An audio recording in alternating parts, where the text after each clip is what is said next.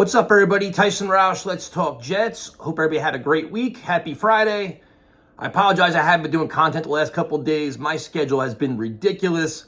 Also, I've been so frustrated with this team. I just didn't want to keep firing out all kinds of negative stuff.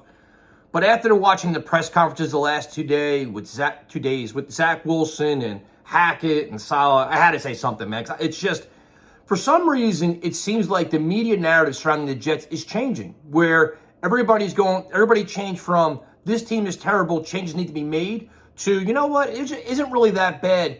Big things are ahead for next year. And I can't agree with that. Especially, they've lost 5 in a row.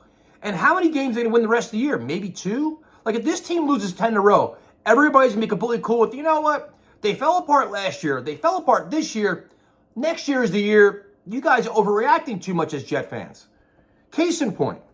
So they asked Saleh why Izzy isn't playing.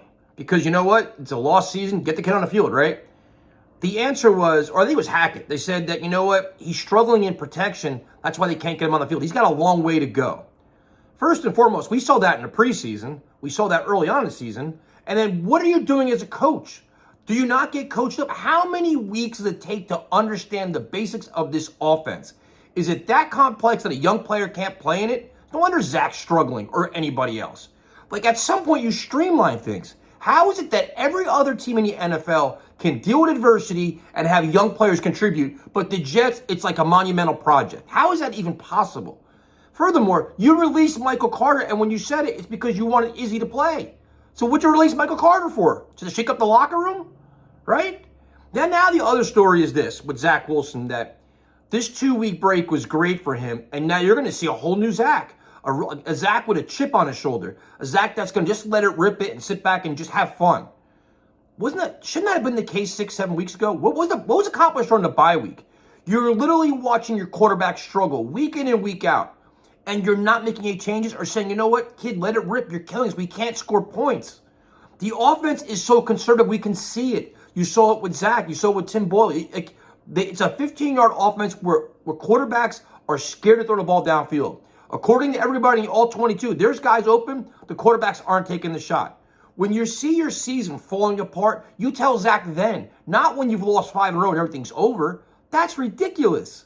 The other thing is that Saleh's doing a really good job. Okay, he gets a lot of credit for the defense. Are we going to ignore one of the worst offenses in football? Does he not get any blame for this?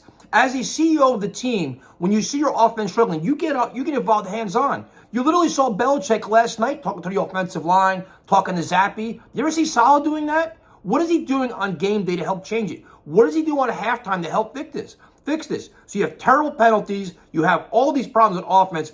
He's doing a really good job. It's just really bad luck. Then it's like Douglas.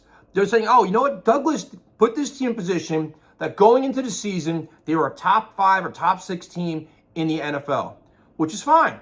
But Joe Douglas took some calculated chances on the offensive line that didn't work out. But most importantly, he grossly mishandled the backup quarterback position to the point it derailed an entire season and wasted a win-now defense and a very good special teams unit. That's gross incompetence. He looked at the offseason and said, you know what? I want Zach to be the backup quarterback. After last year, I mean, we talked about this so many times. Last year, the team quit on him. So he said, you know what? I'm going to assume that Aaron Rodgers never gets hurt. But in case he does, let's bring in Tim Boyle as well. So you have a kid that you know shouldn't play, and Tim Boyle, who's proved that he's terrible, to the point the Jets just cut him, whether he was a rat or not. Douglas completely blew it. So now that's okay. So really, all this team is doing now is justifying losing, justifying excuses, and saying, you know what? Everybody's going to be okay because we have Aaron Rodgers here, and he's going to save the day for next year.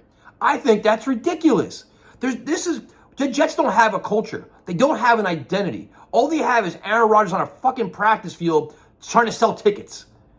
Like, do you honestly, as a Jet fan, have like a true belief in the long-term future of this team? Or are we legitimately selling our souls for 1 year next year and hope that Aaron Rodgers comes back for a second year? I don't understand why everybody's just so complacent with this right now. I guess I'm just a cynic. I've been supporting this fan for so long, and 13 years with no playoffs is just pissing me off. So I'm not buying it, man. I'm not going to make videos all the time ripping this, but if this team loses 10 in a row, everybody's like, dude, don't worry about it. I think the Jets are trying to just like fade into like oblivion here so nobody cares and they can kind of just roll things back. But you got to hold them accountable. Somebody does. And apparently the media doesn't want to do that anymore. So now the Houston Texans on Sunday, looks like the weather's going to be terrible. I feel bad for fans that are still going to these games because it's like you see bad football, bad weather, prices, traffic, whatever else. We'll be streaming it live at 1 o'clock. In terms of the preview, I don't even know what to tell you. I genuinely don't know what to tell you. For the last 2 weeks, I was trying to sell you on the Jets are going to bounce back. They're going to do good things. Now you have Zach Wilson coming back after there's stories at the team that he didn't want to play. Whether the story is true or not, whatever else, the locker room's got to be like, what in the fuck are we dealing with here? Like, what is going on here? Do they all rally around Zach? Or they're like, you know what, kid, I'm just done with this, and they all start mailing it in? Because mailing it in, it's only a matter of time. So in terms of the offense, what do you see out of Zach? I don't know. I mean, will they actually stretch the field finally? I want to see the young players play, man. Get Malik Taylor involved, get Gibson involved. Breece Hall's banged up. He looked banged up last week. There's no sense forcing him out here in a wasted season. Let Dalvin Cook earn his paycheck. If you can't play Izzy, that's a you problem. That's just exposing another flaw in your roster. Find ways to do it. Get Ruckert more involved. Uzama's out, so get Ruckert more involved. Malik Taylor, all these guys, man. Offensive line, let Carter Warren keep playing. This is a time to get as much experience as humanly possible to truly evaluate your roster. In terms of the play calling, I mean, I'm sure the Texans know where all the Jets' deficiencies are. They're going to go after it.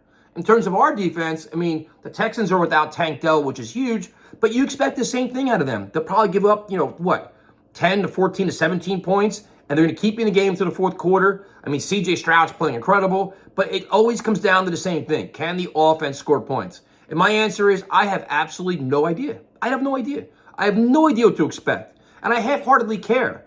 The one thing I just don't want to see is more miserable football where we're bored going into the third quarter. So I'm not giving you a prediction. I have no faith in the Jets whatsoever. Maybe they surprise us. Maybe they play well. And the other thing, too, is you could tell I've been kind of bottling this up a little bit. Now there's people saying, you know what? I hope Zach plays well the rest of the season so we can come back next year. The only thing I hope for Zach Wilson is he doesn't get hurt.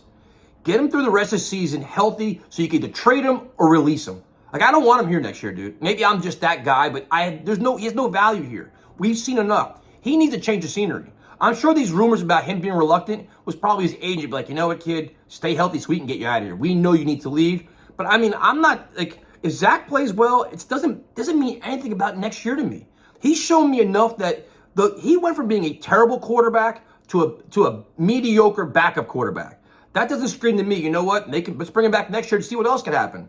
I'm good. Like, my ship has sailed with him. If you want to bring in Tannehill next year, whatever, because you're going to have a true, legitimate, 1,000% win. You sell your soul for a Super Bowl year next year. That has nothing to do with Zach Wilson. And I ain't picking up no option either. So that's it. Kind of a rant. I'm just fed up. And some of the stuff going on right now, it's just, I don't know what people, like, this literally happened last year. We saw this last year. It's 2 years in a row. And they say everything is cool. Don't worry about it. They're going to be fine next year. I'm not that guy.